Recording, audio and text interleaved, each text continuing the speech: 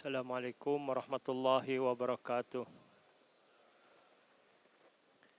Innal hamdalillah nahmaduhu wa nasta'inuhu wa nastaghfiruh wa na'udzu billahi min syururi anfusina wa min sayyiati a'malina.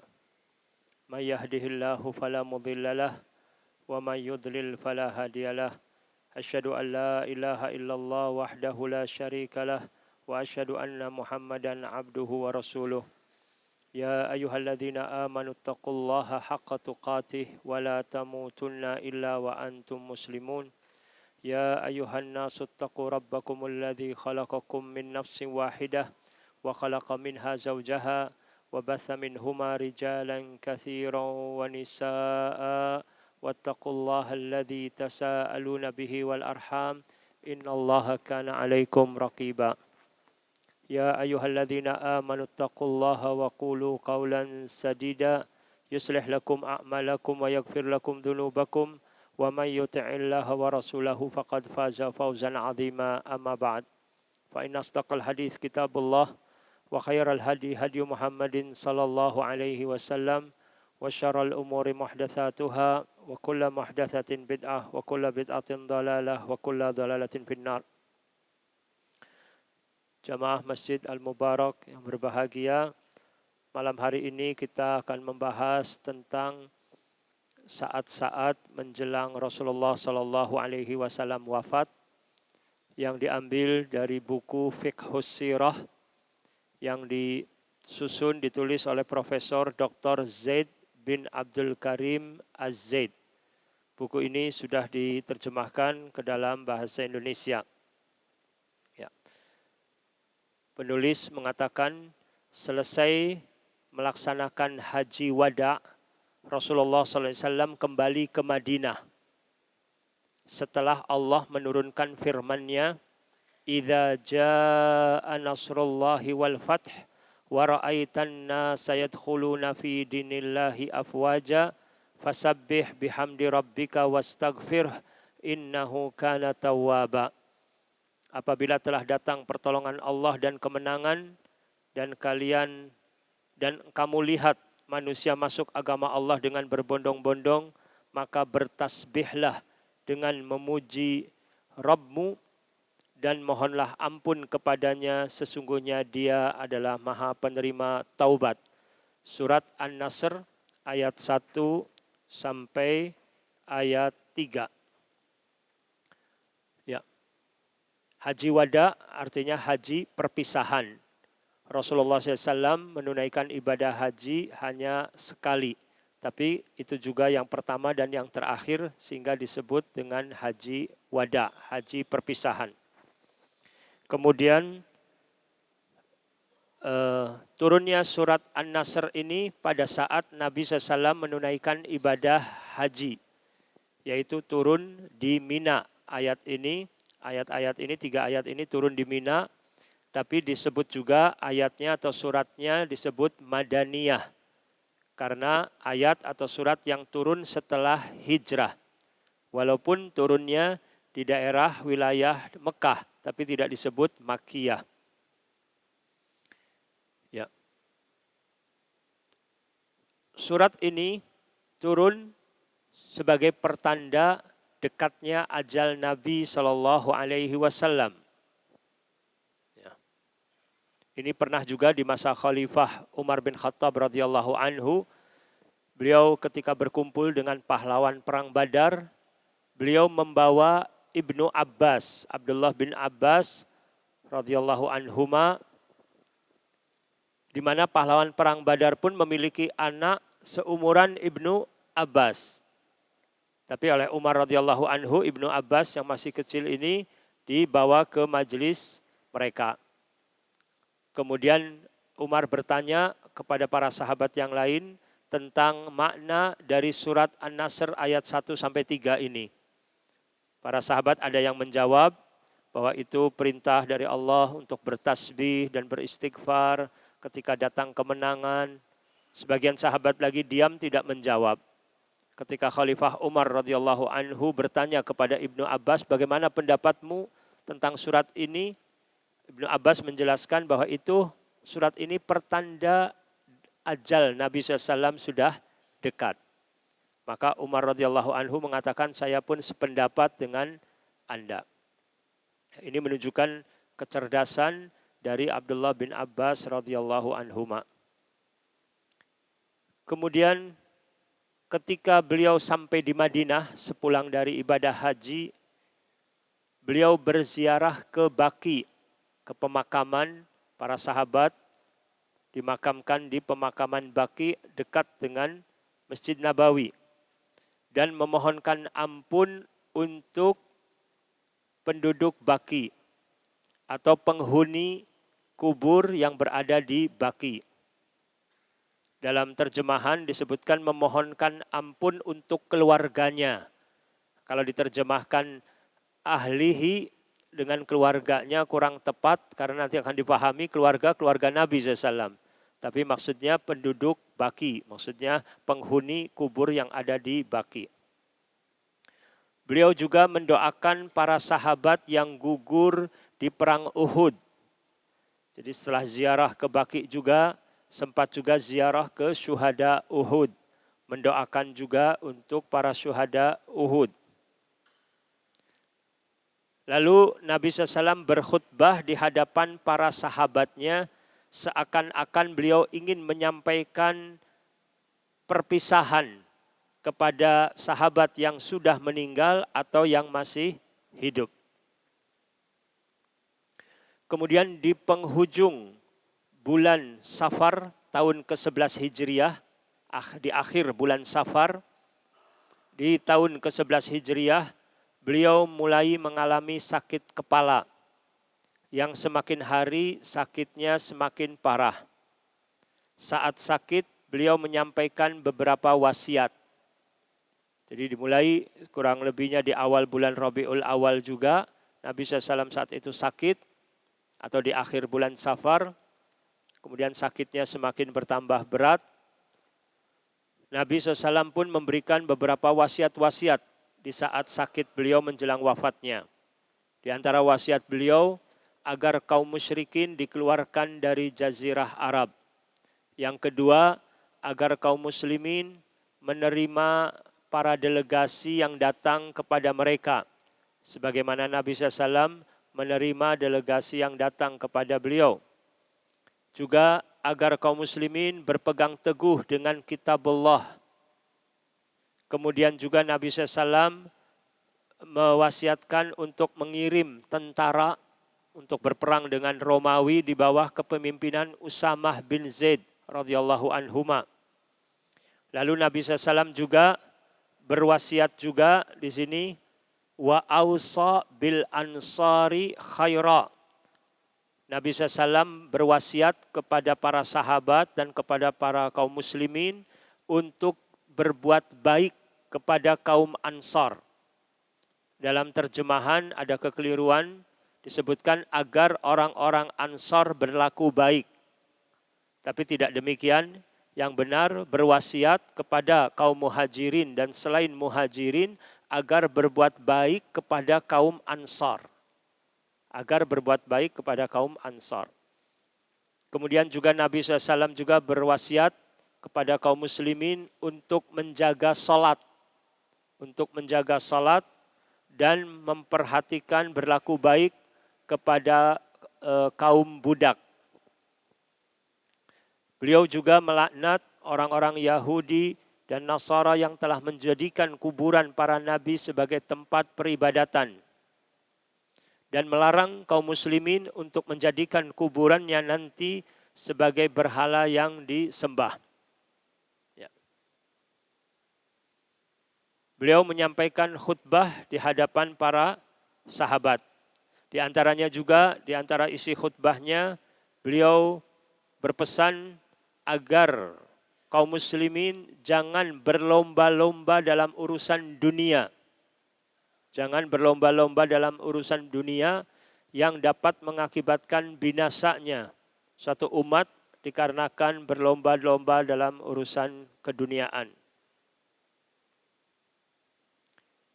Ketika Nabi SAW berada di rumah istri beliau Maimunah radhiyallahu anha, sakitnya semakin bertambah parah. Nabi SAW mengumpulkan para istrinya dan meminta izin agar beliau dirawat di rumah Aisyah radhiyallahu anha. Maka para istri yang lainnya setuju mengizinkan kepada Nabi SAW untuk dirawat di rumah Aisyah radhiyallahu anha. Kemudian juga ketika sakitnya semakin parah, beliau berkata kepada para sahabatnya, "Kemarilah, aku akan menuliskan untuk kalian yang kalian tidak akan sesat selama-lamanya."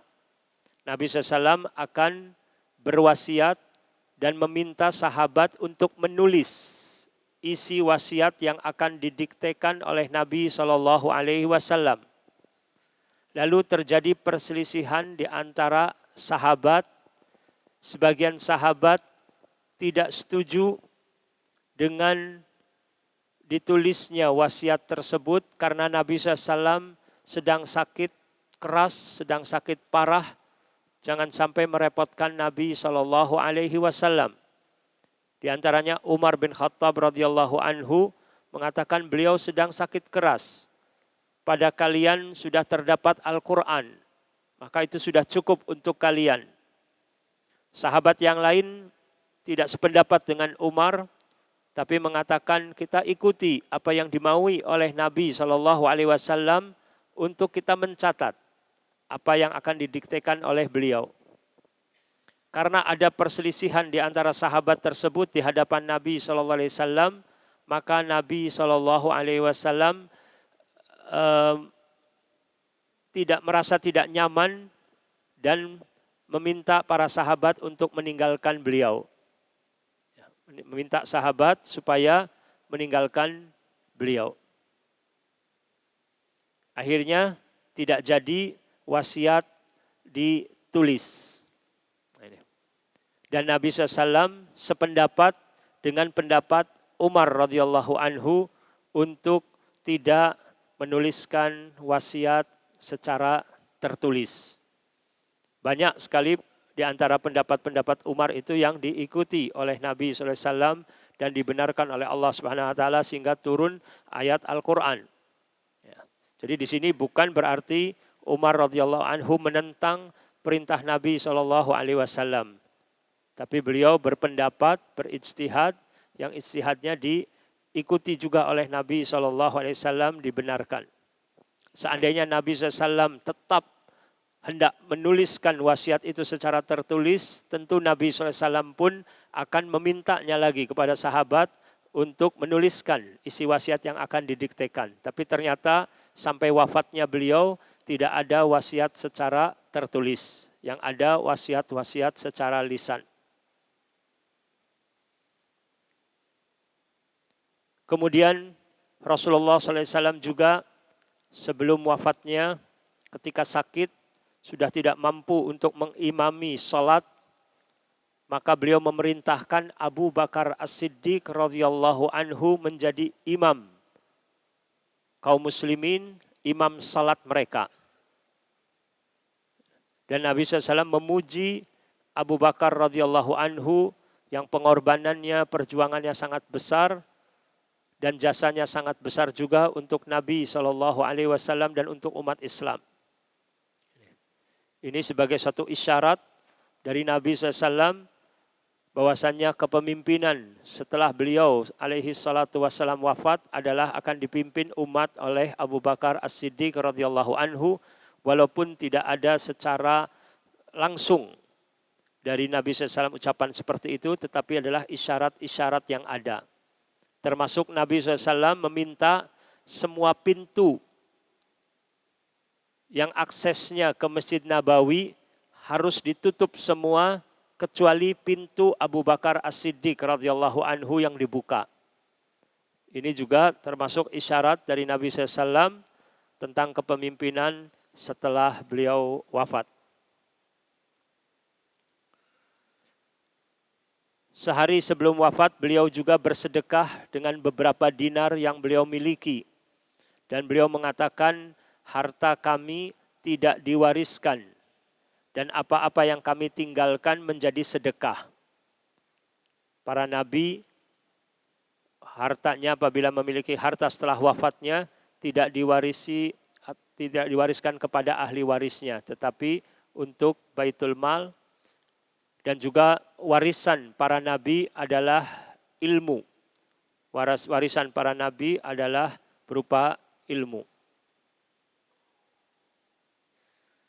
Ya, kemudian pada hari Senin di bulan Rabiul Awal tahun ke-11 Hijriah di waktu duha Rasulullah Shallallahu Alaihi Wasallam wafat. Wafat di pangkuan istri beliau Ummul Mukminin Aisyah radhiyallahu anha. Setelah berita ini sampai kepada para sahabat, wafatnya Rasulullah SAW, sebagian sahabat belum mempercayai berita ini.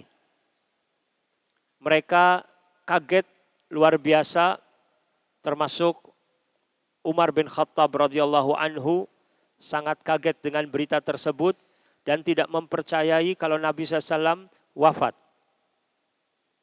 Bahkan Umar marah kalau sampai mendengar ada orang yang mengatakan Rasulullah SAW wafat, saya akan tebas dengan pedangku. Nabi SAW sedang pergi menemui Rabb-Nya dan akan kembali lagi. Sebagaimana Nabi Musa alaihissalam bertemu dengan Rabb-Nya dan kembali lagi.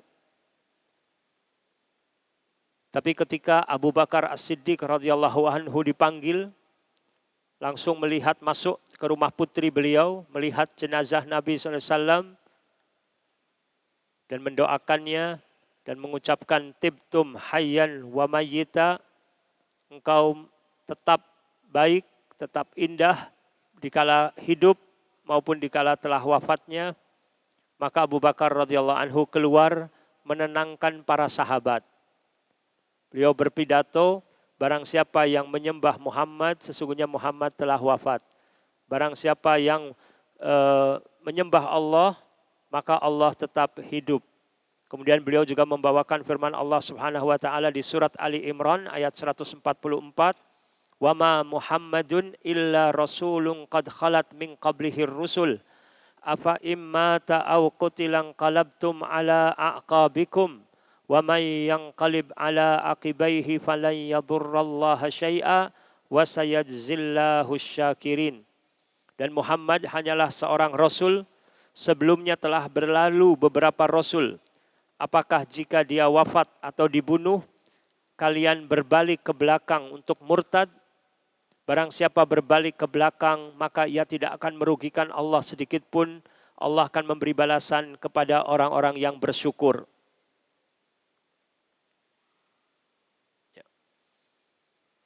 Ketika Nabi SAW, setelah itu Umar bin Khattab radhiyallahu anhu ketika mendengar ayat itu dibacakan, kakinya menjadi lemas dan beliau terpuruk jatuh ke tanah. Dan seolah-olah ayat tersebut baru pertama kali beliau dengar. Padahal sebelumnya sering ayat itu didengar dan dibaca oleh beliau sendiri. Tapi ketika dibacakan oleh Abu Bakar Siddiq radhiyallahu anhu, seolah-olah baru pertama kali mendengarnya dan beliau menyadari benar-benar Rasulullah SAW telah wafat. Dan beliau pun akhirnya mengucapkan juga sebagai bentuk koreksi atas kesalahan beliau yang mengatakan Rasulullah SAW belum wafat, bahwasanya itu karena harapan dari beliau agar Rasulullah SAW masih hidup dan untuk terus membimbing beliau dan para sahabat yang lain gitu. Tapi itu adalah ternyata sebagai sesuatu yang salah. Ya. Ya. Ada beberapa pelajaran yang bisa kita petik dari peristiwa menjelang wafat Nabi SAW yang disampaikan oleh Profesor Dr. Zaid bin Abdul Karim Az-Zaid ya.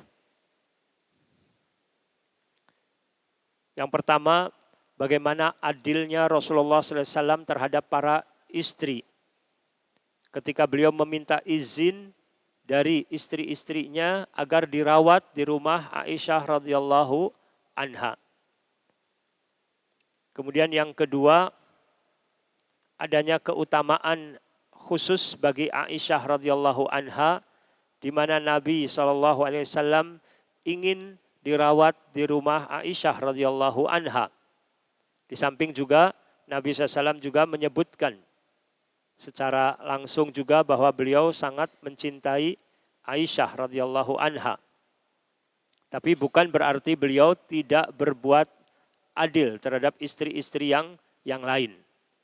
Adanya kecenderungan rasa cinta kepada salah satu istri tidak berarti mendolimi yang lain. Dan Nabi SAW cinta kepada para istri semuanya. Dan ada hikmahnya juga bahwa Aisyah radhiyallahu anha adalah seorang wanita yang sangat cerdas dan banyak meriwayatkan hadis-hadis dari Nabi SAW, apa yang beliau lihat langsung dari Nabi SAW dalam rumah tangga diantaranya. Sehingga detik-detik terakhir atau saat-saat terakhir menjelang Rasulullah SAW wafat pun banyak diceritakan oleh Aisyah radhiyallahu anha dengan detil, dengan jelas. Ini juga yang menjadikan ilmu sampai juga kepada kita. Kemudian juga faedah lainnya, adanya keutamaan bagi Abu Bakar As-Siddiq radhiyallahu anhu. Keutamaan bagi Abu Bakar As-Siddiq radhiyallahu anhu ketika Nabi SAW perintahkan untuk menjadi imam salat, pengganti beliau ketika beliau berhalangan untuk ikut mengimami salat di hadapan para sahabat. Ya. Bahkan akhirnya kaum muslimin pun sepakat ijma untuk membaiat Abu Bakar As-Siddiq radhiyallahu anhu menjadi khalifah, menjadi pemimpin.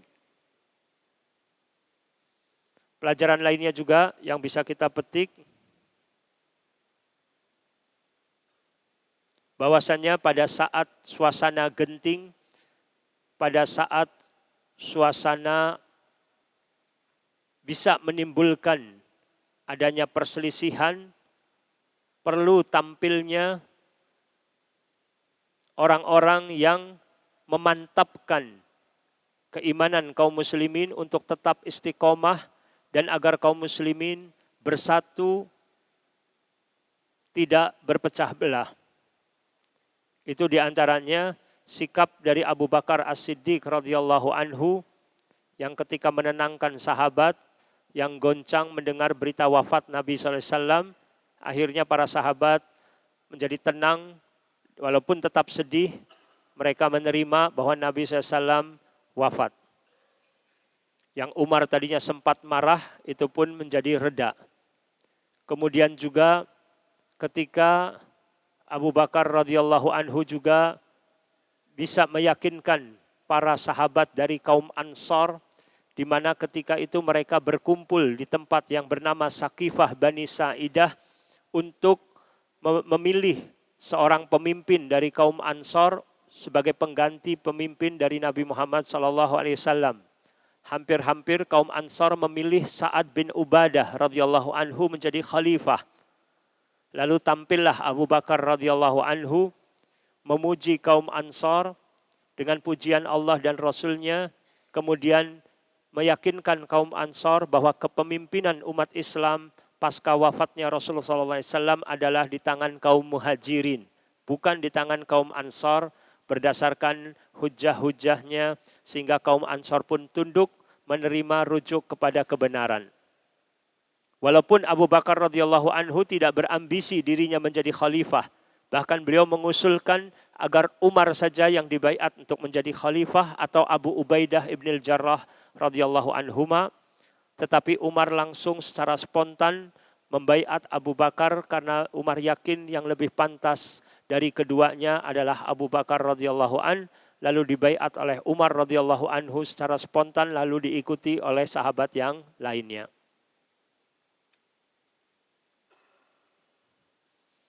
Kemudian ketika Rasulullah SAW mengutus Usamah bin Zaid radhiyallahu anhu untuk menjadi komandan, untuk menjadi panglima perang melawan tentara Romawi, padahal usia Usamah saat itu belum sampai 20 tahun. Padahal masih banyak sahabat-sahabat lain yang lebih senior dari Usamah. Tetapi Nabi SAW memerintahkan supaya Usamah bin Zaid menjadi pemimpin panglima perang. Ini juga menunjukkan di sini Syekh Profesor Dr. Z mengatakan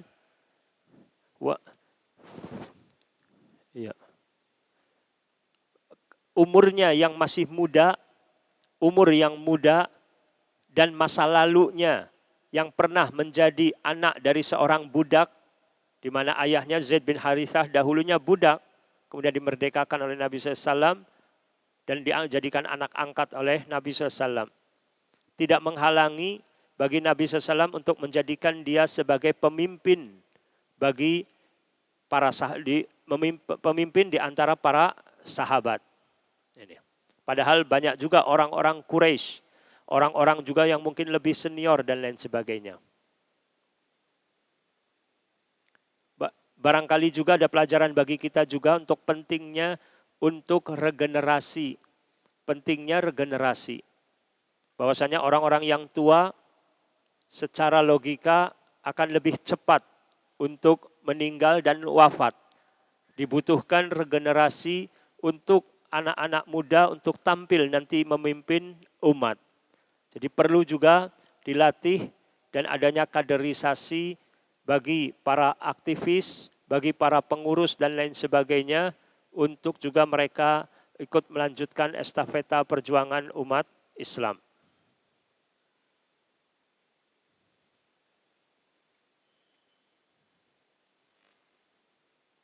Ya. Kemudian ada faedah lainnya juga. Al-Hafidh Ibnu Hajar rahimahullah menyebutkan ketika Nabi SAW sedang sakit, lalu di antara sahabat berselisih. Sebagian setuju untuk menghadirkan kertas dan pena untuk menuliskan wasiat Nabi SAW, sebagian lagi tidak setuju. Akhirnya terjadi kegaduhan di hadapan Nabi SAW yang sedang sakit. Al-Hafidh Ibnu Hajar rahimahullah dalam kitabnya Fathul Bari, Syarah Sahih Muslim menyebutkan, wa yu'khadhu min hadzal hadits annal adaba fil iyadah alla yutila al-aidu indal marid hatta yabjar. Jadi adab dalam menjenguk orang sakit, janganlah orang yang menjenguk orang sakit itu berlama-lamaan. Jangan lama-lama. Hendaklah segera untuk pulang. Menjenguk sebentar saja. Jangan sampai membuat orang yang sakit menjadi gusar, menjadi tidak nyaman. Wa an la yatakallama indahu bima yuz'ijuhu. Dan juga orang yang menengok orang sakit, jangan berbicara di sisi orang yang sakit yang membuat orang sakit itu juga tidak nyaman.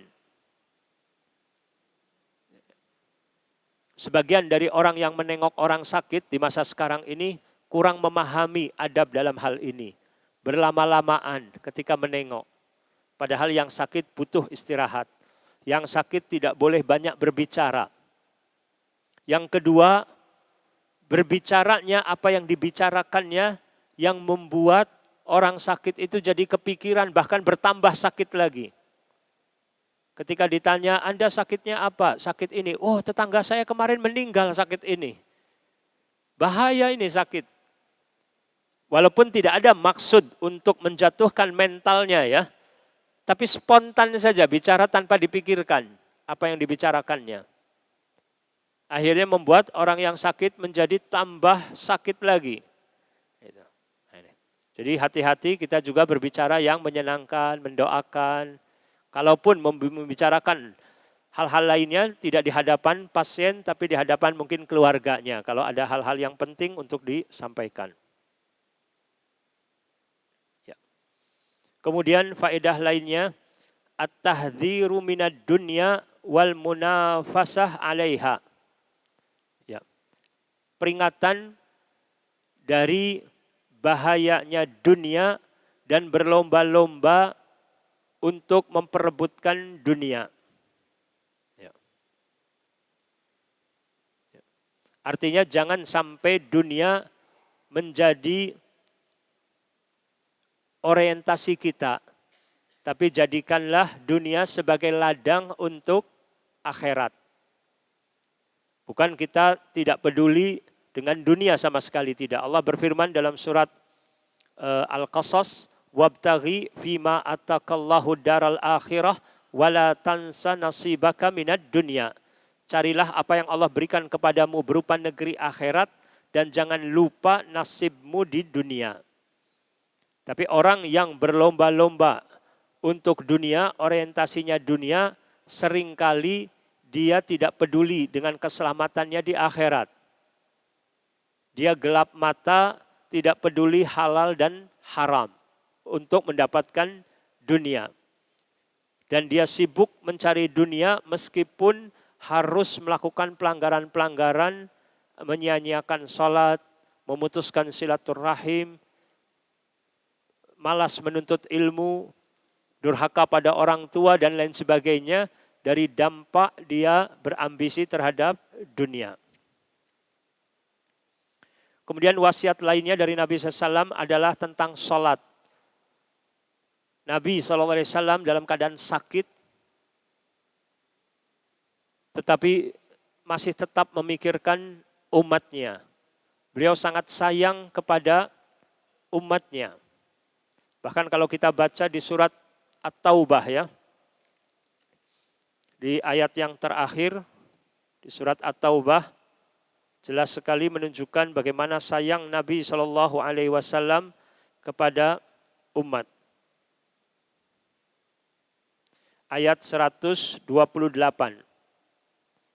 Ayat sebelum terakhir.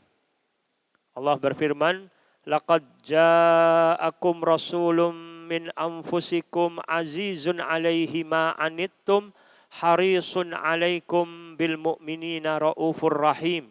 Sungguh telah datang kepada kalian seorang rasul dari kaum kalian sendiri. Berat terasa olehnya penderitaan yang kalian alami.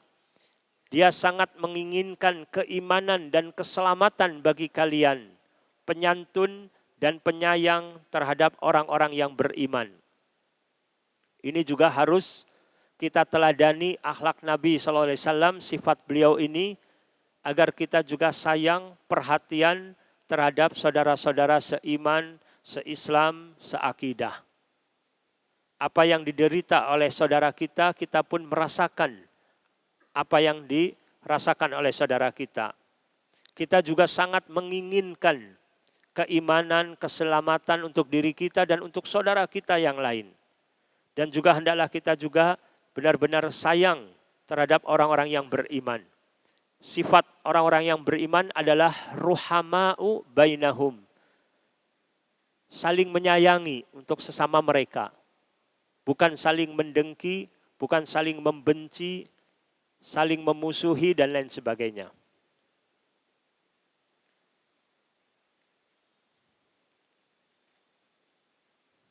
Kemudian ada juga Nabi SAW berpesan untuk bersikap baik kepada para budak. Ini juga luar biasa, kaum yang lemah, yang kadang tidak dilihat atau dilihatnya sebelah mata, tapi dalam Islam ini luar biasa diperhatikan, jangan sampai orang berbuat zalim kepada mereka, bahkan memperlakukan budak secara manusiawi. Nabi SAW melarang memukul, melarang, bahkan mengajarkan juga para tuan ini untuk makan seperti apa yang makannya budak ini seperti apa yang mereka makan. Memberi pakaian seperti apa yang mereka pakai dan seterusnya. Ini kepada orang yang lemah saja memperhatikan dengan baiknya. Ini luar biasa dalam sisi menjaga hak-hak asasi dari kemanusiaan.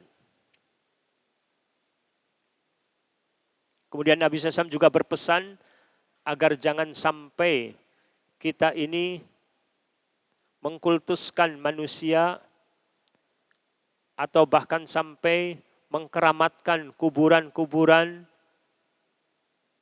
Ini hendaklah manusia bertauhid kepada Allah Subhanahu wa taala, tidak bergantung kepada makhluk.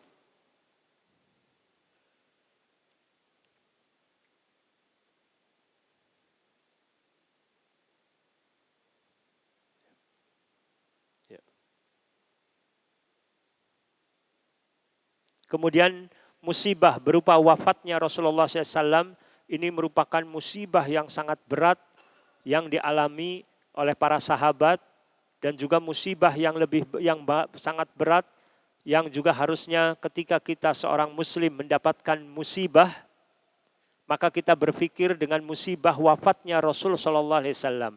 Musibah wafatnya Rasul SAW itu adalah sangat dahsyat dan lebih berat dari musibah apapun yang lainnya. Sehingga kita merasa musibah yang sedang kita alami ini lebih ringan daripada musibah wafatnya Rasul Shallallahu Alaihi Wasallam.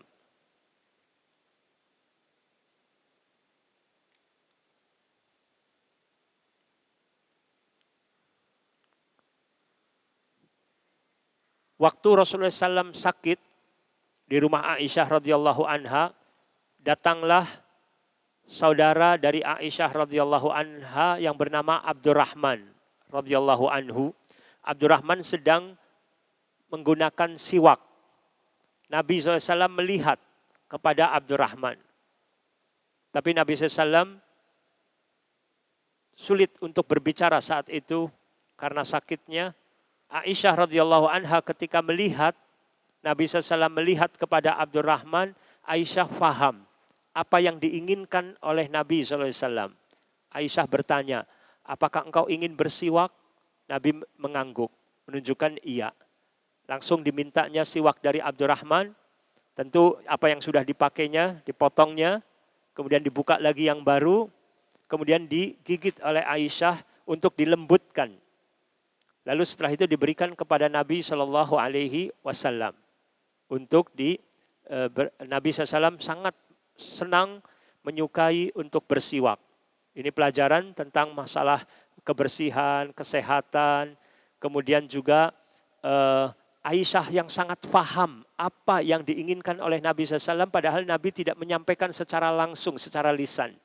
Ini juga pelajaran bagi kita untuk memiliki empati yang cukup tinggi, untuk memahami apa yang dibutuhkan, apa yang diperlukan oleh saudara kita yang lain atau anggota keluarga kita yang lain, walaupun mereka tidak menyampaikan secara langsung. Yang terakhir, bagaimana Umar bin Khattab radhiyallahu anhu yang telah melakukan kesalahan dengan menyampaikan Nabi belum wafat, siapa yang mengatakan Nabi wafat saya akan tebas. Beliau rujuk kepada kebenaran, mengakui kesalahannya. Ini juga pelajaran bagi kita untuk tidak malu, tidak gengsi, untuk mengakui kesalahan apabila kita salah, dan untuk minta maaf apabila kita berbuat salah. Ini yang bisa saya sampaikan berkenaan dengan saat-saat menjelang wafat Rasulullah SAW. Itu saja, yang semoga Allah memberkahi majelis kita. Wassallallahu ala nabiyina Muhammad wa ala alihi wasahbihi wasallam. Wa akhiru da'wana anil hamdulillahi rabbil alamin. Assalamualaikum warahmatullahi wabarakatuh.